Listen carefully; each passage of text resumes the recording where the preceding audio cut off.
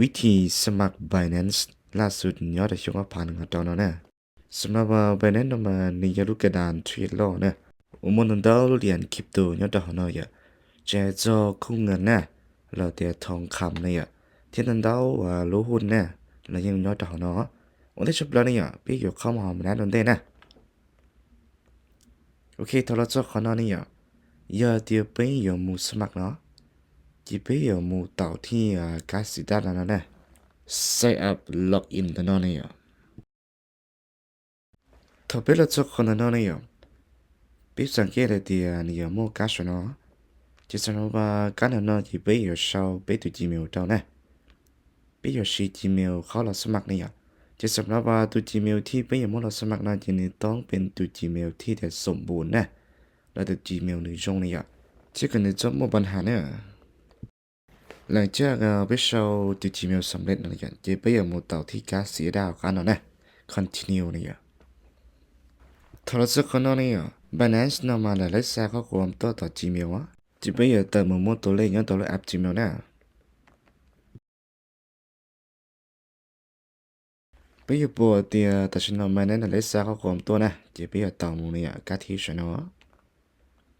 จะไปมือคัดลอกเอาตัวเลขนั้นไปวางต่อ Binance เนี่ยโอเคไปทำการขับลอกนะจะไปมือเราวางตัวการที่เนี่ยกดวางตัวเนี่ยอาทิตย์ต่อไปนะจะขอแนะนำนิยมการสร้างรหัสผ่านย้อนตัวเขา Binance เนาะ ที่สำหรับเงื่อนไขในการสร้างตัวรหัสผ่านเนี่ยจะเป็นเราใช้การที่เนาะในเดียวกับไปต้องมั่วตัวอักษรเนี่ยเราจะตัวเลข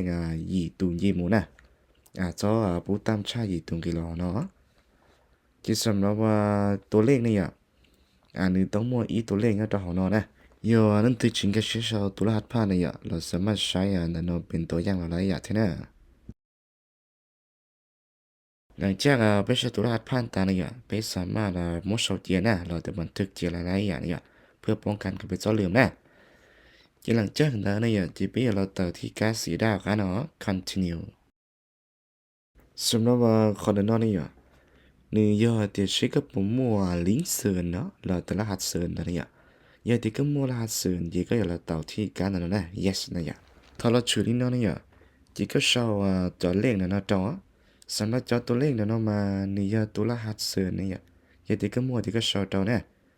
จอตัวเลขเรามาอย่าเด็กก็โชว์ตัวในอย่างเวลาที่ก็หมูซื้อขายเหรียญเนี่ยเราเด็กก็อยู่เหรียญนั้นดอกมันนั้นเรามาก็อยู่ที่ไรเสียค่าธรรมเนียมเราเนี่ยหลังจากเดินเนี่ยเป็นเราต่อที่ก๊าซสีดาวกันนะ next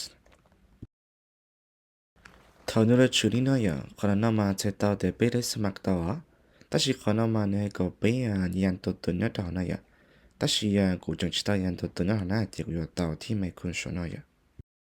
จะไปต่อที่การ์ดที่ออกนั่นนะ verify letter เนี่ยยืนยันภายหลังนะต่อไปนะไปอย่าไปสร้างตัวรหัส2 FA เราเตียรหัสยืนยันตัวตนแบบ2ขั้นตอนนะ